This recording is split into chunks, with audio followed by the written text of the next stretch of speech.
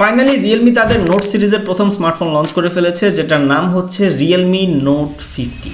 যারা already Realme C51টা ব্যবহার করতেছেন তারা দেখলে হয়তো বুঝতে পারবেন যে এই ফোনটা কিন্তু দেখতে অলমোস্ট রিয়েলমি C51 এর মতো। অলমোস্ট বলেছি এই জন্য কারণ 3-4টা জিনিস ছাড়া বাকি সবকিছুই সেম। রিয়েলমির প্রথম নোট সিরিজের স্মার্টফোন আসতেছে, এটা শুনে একটু বেশি এক্সাইটেড ছিলাম, তবে যে হতাশ হয়েছি এমনটা না। প্রথম রিয়েলমির নোট সিরিজের স্মার্টফোন ভেবেছিলাম যে হয়তো রিয়েলমি 5 এর মতো কামব্যাক করবে, কিন্তু যখন দেখলাম যে এইটা লঞ্চ করেছে,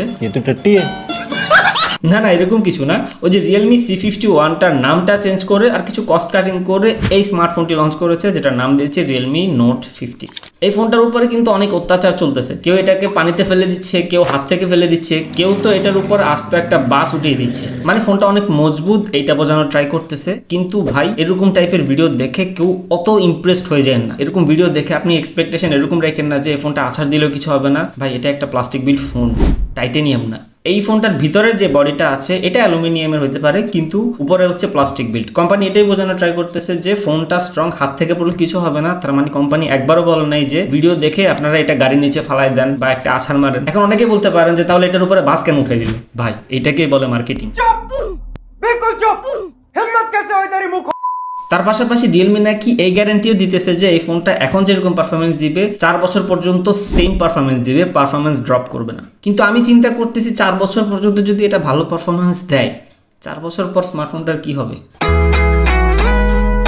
যাই হোক, যদি কাগজে কলমে বিচার করি যে এই স্মার্টফোনটি কি 4 বছর পর্যন্ত সেম পারফরমেন্স দিবে কিনা, তাহলে আমার বিলিভ হয় না। কারণ এটাতে eMMC স্টোরেজ টাইপ ব্যবহার করা হয়েছে, যেটা কিনা লং টাইম ব্যবহারের ক্ষেত্রে একটা সময় গিয়ে একটু স্লো হয়ে যায়। তাই আমার কাছে জিনিসটা বিলিভ হয় না। বিলিভ হয়তো যদি কোম্পানি বলতো যে 4 বছরের মধ্যে যদি এই ফোনটা একটু স্লো করে তাহলে এটা রিপ্লেস করে নতুন একটা স্মার্টফোন দিয়ে দিব। ইতনে ঝুট মারুঙ্গা কি টাট নকলি কর दूंगा मैं। তারপরে যেহেতু কোম্পানি ক্লেম করতেছে যদি তারা সফটওয়্যারের মাধ্যমে এটাকে হ্যান্ডেল করতে পারে তাহলে অনেক ভালো হবে। কারণ এই বাজেটের একজন ইউজারের এর চাইতে বেশি পাওয়ার আর কি থাকতে পারে, যে তার ফোনটা এখন যেরকম পারফরমেন্স দিতেছে লম্বা সময় ধরে ব্যবহার করার পরও সেম পারফরমেন্স দিচ্ছে। হোয়াটএভার, রিয়েলমির প্রথম এই নোট সিরিজের নোট 50 স্মার্টফোনটি কেমন, কি কনফিগারেশন, সবকিছু নিয়ে আজকের ভিডিওতে আলোচনা করব। সো না টেনে পুরো ভিডিওটি দেখতে থাকুন এবং চ্যানেলে নতুন হয়ে থাকলে সাবস্ক্রাইবটা করে ফেলুন। প্রথমেই চলে আসি ফোনটির ডিজাইন এবং বিল্ড কোয়ালিটির দিকে। স্বাভাবিক অর্থে ক্যামেরার দিকে তাকালে আমাদের প্রিয় চেনা আইফোনের কথা মনে পড়ে যাবে। দুই ভাগে ডিজাইনটা ভাগ করেছে। ক্যামেরার পাশে ডিজাইনটা এটা হচ্ছে একটু গ্লসি টাইপের, আর নিচেরটা হচ্ছে ম্যাট ফিনিশিং। ওই ক্যামেরার পাশে এখানে হালকা পাতলা ফিঙ্গারপ্রিন্ট পড়ে, তবে নিচেরটা ম্যাট ফিনিশিং হওয়ার কারণে এখানে কোনো ফিঙ্গারপ্রিন্ট পড়ে না।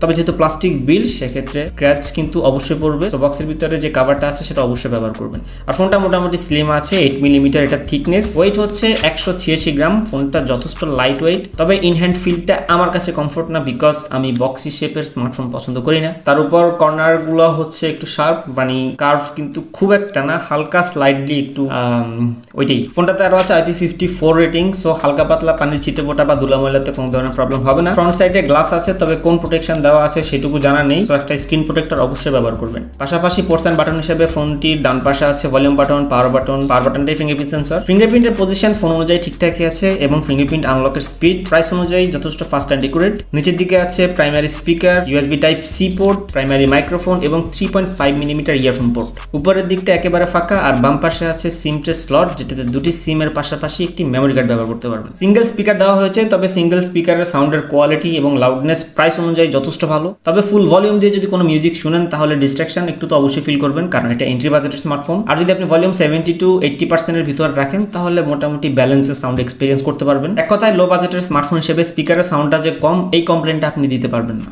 ডিসপ্লে সাইজ হচ্ছে 6.74 ইঞ্চ। এটা HD প্লাস এর একটি 90 হার্জ রিফ্রেশ রেটেড ডিসপ্লে। ডিসপ্লের পিক ব্রাইটনেস হচ্ছে 560 নিটস। সো ডিসপ্লে ব্রাইটনেস নিয়ে আপনাকে ইনডোর আউটডোরে কোনো ধরনের ইস্যু না হলেও ডিরেক্ট সানলাইটে ডিসপ্লে ব্রাইটনেস নিয়ে ভালো স্ট্রাগল করতে হবে। লো বাজেটের স্মার্টফোন অনুযায়ী ডিসপ্লের কালার ফ্যাকাশে না, একদম পারফেক্ট। আচ্ছা, প্রাইসটা তো বলিনি। এই স্মার্টফোনটি দুটি ভেরিয়েন্টে লঞ্চ হয়েছে, 464 এবং 4128।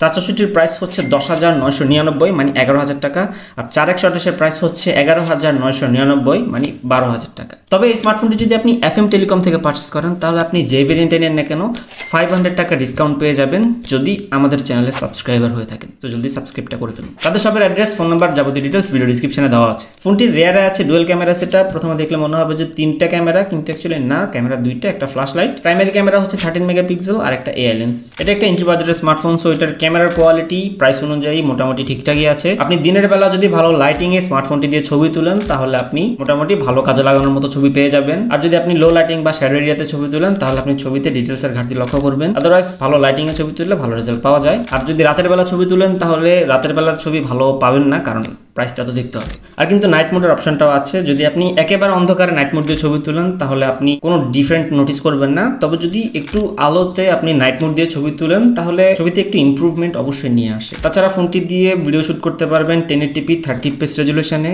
And video quality as usual এই বাজেটে যেমন হওয়া উচিত ওরকমটাই। খুব একটা যে ভালো তা না, আবার যে একেবারে ফেলে দেওয়ার মতো তাও কিন্তু না। আর রিয়েলমির অ্যাকচুয়ালি ইমেজ প্রসেসিং ভালো, সো ক্যামেরা অ্যাকচুয়ালি স্মার্টফোনটির আপনার কাছে ভালো লাগতেও পারে। আর ফ্রন্ট ক্যামেরা হচ্ছে 5 মেগাপিক্সেল। ফ্রন্ট ক্যামেরা দিয়ে যদি আপনি ভালো লাইটিং বা দিনের বেলা ছবি তুলেন তাহলে আপনি বেটার সেলফি তুলতে পারবেন। আর যদি শ্যাডো এরিয়াতে বা লো লাইটিং এ ছবি তুলেন তাহলে খুব একটা ভালো পাবেন না। সফটওয়্যারে আরও আছে Android 13 এবং Realme UI। চিপসেট হিসেবে আছে T612, যেটা কিনা 12 ন্যানোমিটার আর্কিটেকচারে বিল্ড করা একটি অক্টা-কোর চিপসেট। অনেকে UniSOC চিপসেটের নাম শুনলে একটু নাক ছিটকায়, কিন্তু ভাই এন্ট্রি বাজেটের স্মার্টফোনের জন্য এটা যথেষ্ট ভালো একটা চিপসেট। যদি আপনাকে একটা আইডিয়া দিতে যায় তাহলে MediaTek Helio G35 যে চিপসেটটা আছে ওইটার থেকে একটু বেটার এই চিপসেটটা। এটা কিন্তু কোনো গেমিং ফোন না, ঠিক আছে? এটা দিয়ে আপনি নর্মাল বেসিক যে গেমগুলো আছে এগুলো খেলতে পারবেন। তবে এই ফোনটা অ্যাকচুয়ালি মূলত যারা নর্মালি ব্যবহার করবে বা একটু রেগুলার ইউজ করবে, টুকটাক মাল্টিটাস্কিং করবে, ইভেন কন্টেন্ট ভালো এক্সপিরিয়েন্স করবে, তাদের জন্য এটা পারফেক্ট। সো গেমিং এর জন্য এই বাজেটে আসলে গেমিং ফোন হয় না। কেউ যদি বলেও তাও বিশ্বাস করেন না। বেসিক গেমগুলো খেলতে পারবেন, তবে পাবজি, ফ্রি ফায়ারের মতো গেমগুলো এটা দিয়ে ভালো খেলতে পারবেন না। আদারওয়াইজ 90 হার্জ রিফ্রেশ রেটের কারণে টাচ রেসপন্সটাও জোস ছিল, র্যাম ম্যানেজমেন্টটাও ঠিকঠাক ছিল, অ্যাপ ওপেনিং ক্লোজিং এ কোনো ধরনের ইস্যু ফেস করেনি, হ্যাং হয়ে থাকার মতো কোনো প্রবলেম ফেস করেনি। রেগুলার কাজ বাজারের জন্য পারফেক্ট এই স্মার্টফোনটি একজন নর্মাল ইউজারের জন্য।